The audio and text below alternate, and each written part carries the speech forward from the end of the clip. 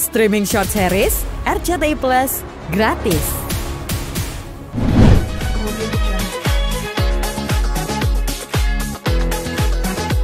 Bincang-bincang soal tren pembekuan sel telur yang dilakukan oleh beberapa selebriti belakangan ini, termasuk Luna Maya.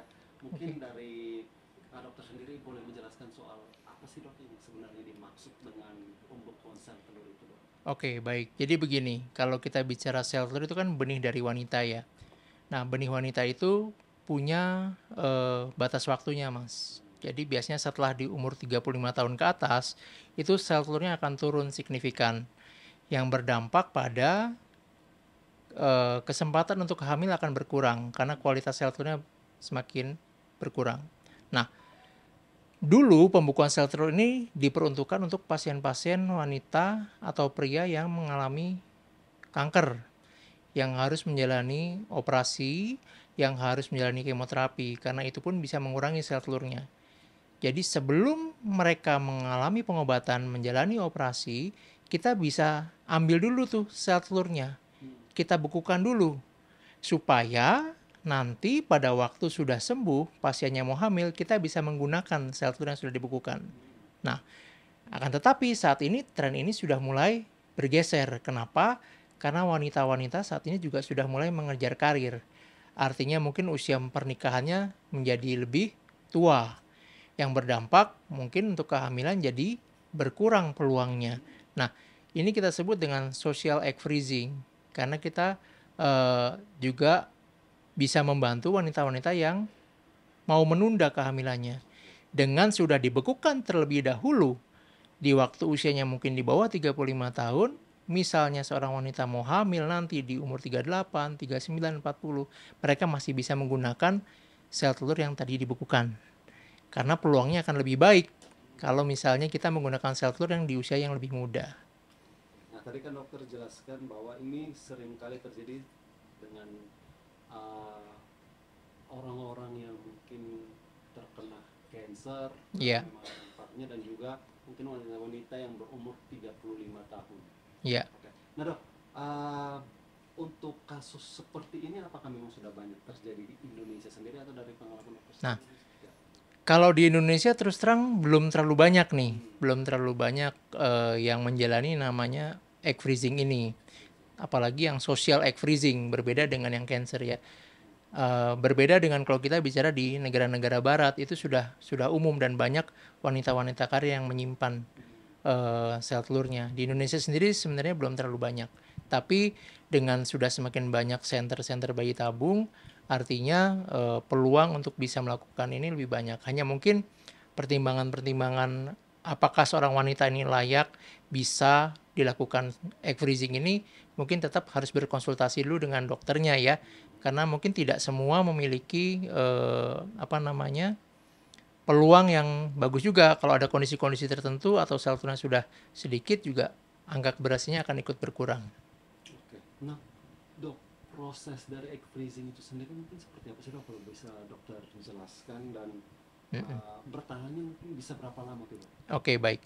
Prosesnya sama dengan proses bayi tabung, ya.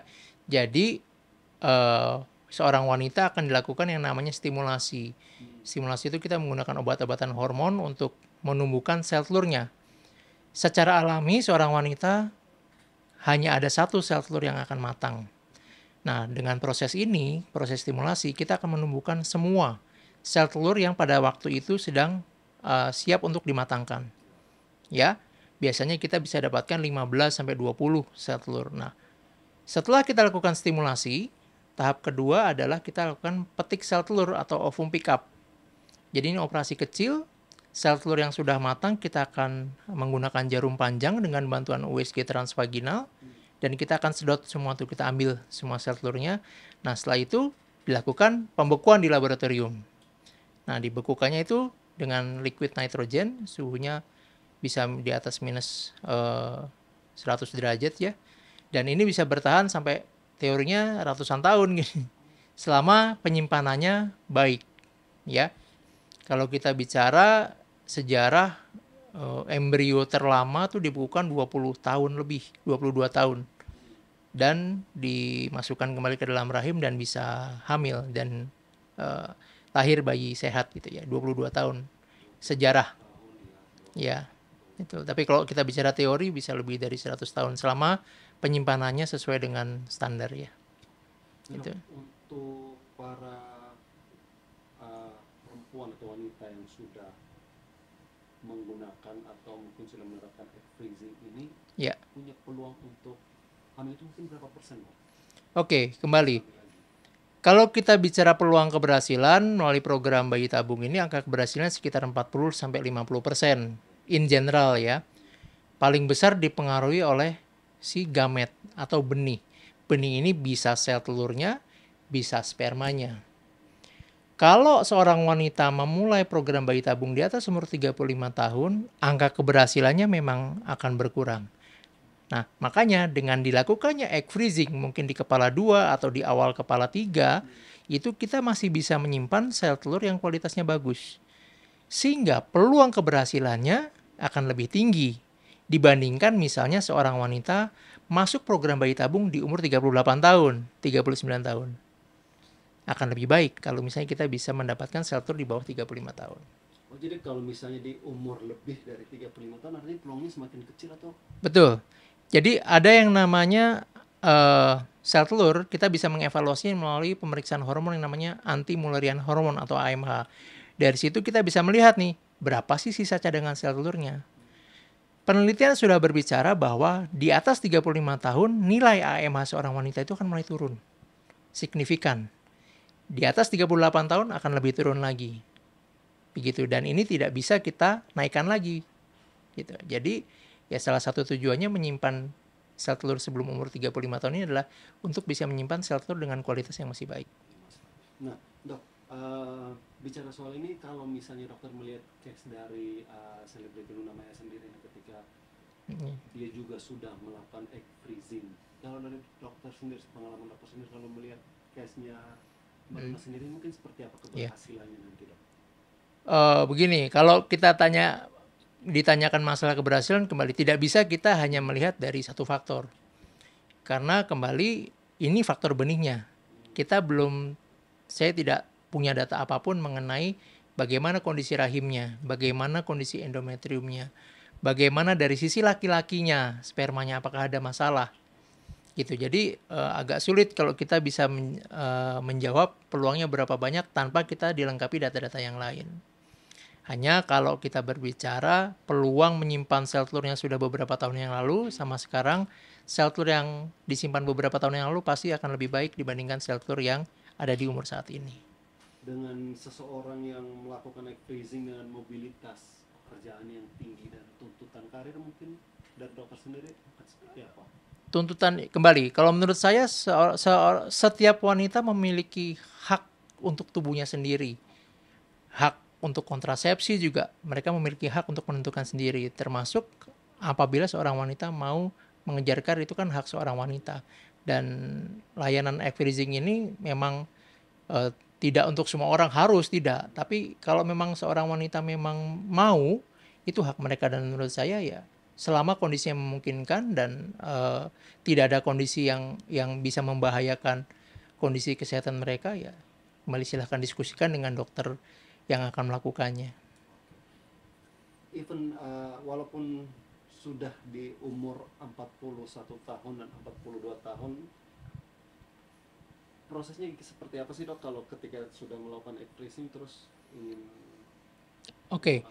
Jadi begini, kalau kita bicara proses bayi tabung secara umum, itu kita bagi tahapnya menjadi 3 kan. Tahap pertama tadi yang stimulasi, kita berikan terapi hormon untuk menumbuhkan sel telurnya. Tahap kedua itu adalah panen sel telur dan proses pengawinan dengan spermanya. Ya, setelah dilakukan pengawinan ini, kita akan tumbuhkan sampai menjadi yang namanya embrio.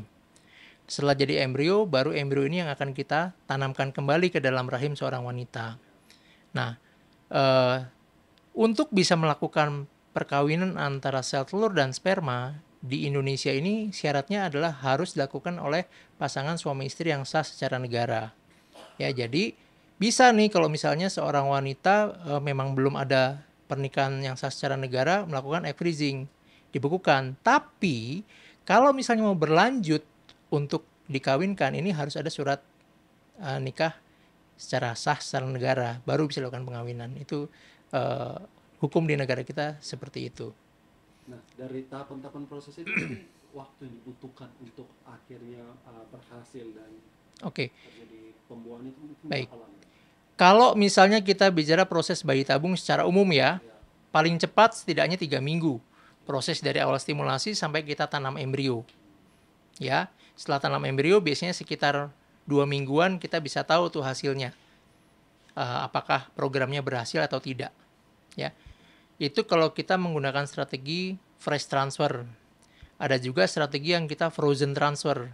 Jadi kalau misalnya dibekukan dahulu, kita bisa tanam kapanpun. Mau 3 bulan ke depan, mau 4 bulan ke depan, 1 tahun, itu bisa kita kondisikan. Tergantung mungkin rencana hidup dari pasien kita.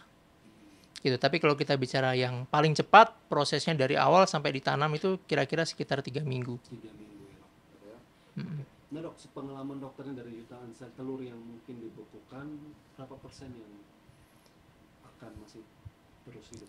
Oke, kalau kita bicara sel telur setelah kita bekukan, lalu dicairkan lagi berapa yang selamat ya, itu sangat tergantung dari satu mungkin modalnya. Artinya modalnya adalah kalau dibekukannya di umur yang masih muda akan lebih banyak yang bisa survive. Yang kedua adalah kualitas dari laboratorium itu sendiri ya. Tapi kita bicara rata-rata di atas 70-80% sel telur yang bisa kita bekukan akan survive. 70-80%. Betul. Tapi itu yang di bawah umur 35 tahun. Ya, kita bicara statistik seperti itu. Tapi kembali tidak bisa kita apple to apple antara satu pasien dengan pasien yang lain. Tapi dengan lab yang baik bisa di atas 80% angka survive-nya, 80-an%. Dilihat dari kondisi kesehatan juga. Ya, betul. Umur, apakah ada kondisi penyakit yang mendasari seperti kista endometriosis, atau mungkin tadi sudah pernah dilakukan kemoterapi, penggunaan obat-obatan yang bisa berpengaruh kepada sel telur ya. Jadi memang tidak apple to apple. Jadi tapi kalau kita bicara kondisinya semuanya baik, dengan lab yang baik, di atas 80% bisa survive. Nah, dok, dengan adanya pergeseran orang-orang sekarang melakukan egg freezing ini, mungkin kalau pengalaman dokter, pasien-pasien dokter yang mungkin sudah melakukan itu bersama dokter, alasan utamanya mungkin apa sih dok? Saat ini yang paling banyak adalah karena masalah kesehatan. Artinya mereka ada cancer, harus operasi endometriosis karena mau operasi di ovariumnya, jadi pasti operasinya pasti akan berdampak terhadap cadangan sel telur. Itu adalah yang paling banyak secara medis. Ya, tapi kalau untuk social egg freezing mungkin belum banyak di Indonesia karena satu secara kultur, yang kedua secara cost, biaya. Costnya kan cukup tinggi ya untuk bisa melakukan egg freezing ini. Jadi rata-rata yang mau lebih banyak karena masalah medis. Masalah medis ya dok? Ya, yang mendasari. Betul. Oke.